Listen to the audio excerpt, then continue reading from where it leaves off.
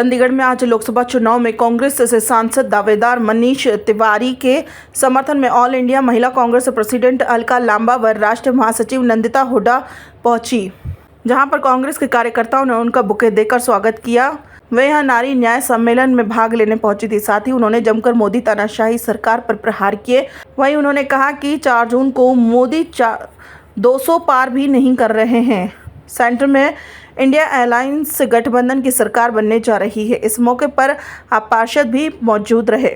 खबर सूत्र के लिए अंबाला से सुनिंदर भारद्वाज की रिपोर्ट।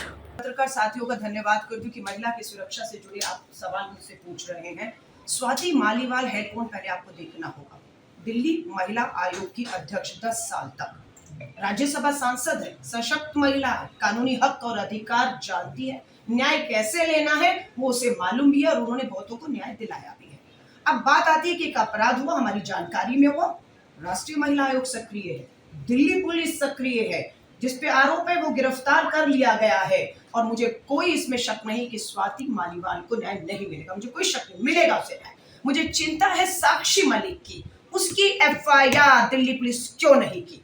क्यों साक्षी मलिक को न्याय के लिए सुप्रीम कोर्ट की दहलीज पर जाना पड़ा? सुप्रीम कोर्ट की फटकार के बाद एफआईआर होती है, लेकिन आरोपी आजाद घूम रहा है। मुझे चिंता उन बेटियों की है और महिला कांग्रेस उन्हें न्याय दिलाने की लड़ाई लड़ रहा है। मणिपुर की आदिवासी बेटियों को पुलिस स्टेशन से खींचकर नग्न करके सामूहिक बलात्कार किया गया। डबल इंजन की भाजपा की सरकार है, प्रधानमंत्री जी सब जगह गए, लेकिन मणिपुर वोट मांगने जाने की हिम्मत नहीं दिखा पाए। उन्हें कब न्याय मिलेगा? भारतीय राष्ट्रीय महिला कांग्रेस के अध्यक्ष के नाते मेरा वोट। बिल्किस बानो के 11 बलात्कारियों को रिहा करने का दोष का धब्बा, काला धब्बा प्रधानमंत्री जी आपके ऊपर है, क्योंकि आपकी सरकार और आपने रिहा किया।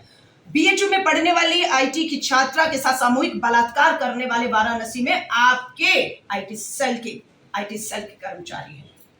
संदीप सिंह हरियाणा में मंत्री कैसे बना हुआ है? यौन उत्पीड़न के गंभीर आरोप है उसके ऊपर। तो हमारी चिंता है कि जो बेटियां लगातार लड़ रही हैं, एफआईआर नहीं हो रही, सुप्रीम कोर्ट जाना पड़ रहा है, अपराधी सरेआम टिकटें लेकर घूम रहा है, वोट मांग रहे हैं प्रधानमंत्री जी। प्रज्वल रेवन्ना कर्नाटका का मास रेपिस्ट, हासन सीट से सांसद, मोदी जी ने टिकट दिया, चुनाव प्रचार प्रसार किया, आज वो देश छोड़कर क्यों भागा हुआ है? क्यों प्रज्वल रेवन्ना मास रेपिस्ट को 1000 बेटियों का बलात्कार किया, यौन उत्पीड़न किए, वीडियो बनाए 3000, कर्नाटक में घूम रहे हैं और प्रधानमंत्री मोदी जी प्रचार में घूम रहे हैं, और प्रज्वल रेवन्ना जर्मनी से कब लाएंगे? तो आप स्वाति मालीवाल की बात करते हैं, मैं इन बेटियों की बात करती हूँ। भारतीय राष्ट्रीय महिला कांग्रेस की जरूरत जो है उनकी आवाज बनने की इन बेटियों को है, जिसकी लड़ाई हम लड़ेंगे। स्वाति मालीवाल को न्याय मिल जाएगा, मुझे पूरा, क्योंकि महिला आयोग देखिए इन सब मामलों में एक लेटर नहीं लिखा। हम तो राष्ट्रपति जी तक चले गए, महिला आयोग के दफ्तर पर हमारा पूरा डेलीगेशन गया कि महिला आयोग की राष्ट्रीय अध्यक्ष आप प्रज्वल रेवन्ना पर खामोश क्यों हैं?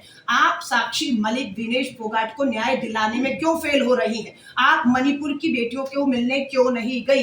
ये सारे सवाल खड़े हुए हैं। इवन हरियाणा में एक बाबा को बार बार पैरोल दिया गया, उस पैरोल पर रोक किसने लगाई? कोर्ट ने लगाई कि आप ठीक नहीं कर रहे हैं, बार बार पैरोल पे चुनाव में छोड़कर उनसे वोट मंगवा रहे हैं। तो हम धन्यवाद करती है भारतीय राष्ट्रीय महिला कांग्रेस, सुप्रीम कोर्ट का, अदालतों का, कि न्याय की उम्मीद इस सरकार से खत्म हो गई है। बेटी बचाओ का नारा देकर अपराधी बचा रहे। और आज की ताजा खबर है, अखबारें उठाकर देखिएगा, प्रधानमंत्री जी पंजाब में पहली बार उतरने वाले हैं, पटियाला जा रहे हैं प्रधानमंत्री जी। 5000 जवान उनकी सुरक्षा में, एक प्रधानमंत्री की सुरक्षा में 5000 जवान लगा दिए गए। क्यों? आज पूरी हमारी महिला कांग्रेस हो, वहां के हमारे किसान मजदूर हो, प्रधानमंत्री जी का पंजाब की धरती पटियाला पहुंचने पर मोदी वापस जाओ, किसान के साथ न्याय करो के नारों से गूंज रहा है पटियाला।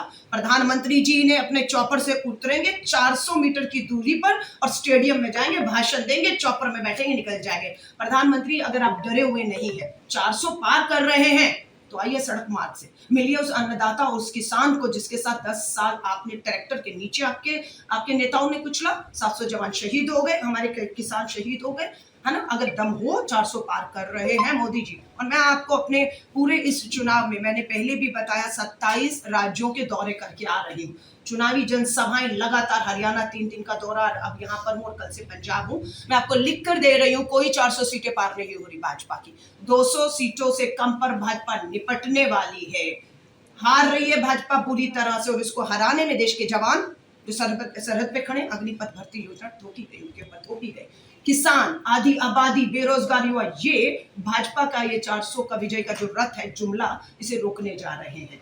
और मैं आपको फिर कह रही हूँ, सिर्फ हमें चिंता है हमें चिंता है तो मुख्य चुनाव आयुक्त की निष्पक्षता और पारदर्शिता पर सुप्रीम कोर्ट ने भी सवाल खड़े कर दिए। और ये लोकतंत्र में कोई अगर खामोश बैठा हुआ है तो वो मात्र अकेली भाजपा की सरकार, प्रधानमंत्री और भाजपा चुप बैठी हुई है, क्योंकि इस सारे खेल के पीछे आंकड़े समय पर जारी ना करना और जो एक्चुअल वोटिंग हुई है उससे आज के जो आंकड़े इतने दिनों के बाद जारी किए जा रहे हैं उस पर पता लगता है 1,07,00,000 मतदाता कहां से आ गए, कैसे मतदान प्रतिशत इतना बड़ा हुआ दिखा रहे हैं। और उन्होंने कह दिया हर बूथ की जानकारी सुप्रीम कोर्ट ने एक तारीख, मेरे ख्याल से जो मुझे याद है 25 मई तय की है कि 25 मई तक चुनाव आयोग को एक एक बूथ पर पड़े वोट की जानकारी को मुख्य चुनाव आयोग हमारे मुख्य न्यायाधीशों को सौंपना है और उसको सार्वजनिक करना है। ये लोकतंत्र की लड़ाई भी हम चंडीगढ़ के मेयर के चुनाव SBI इलेक्टोरल बॉन्ड की तरह जीतने जा रहे हैं और ये जीत लोकतंत्र की है।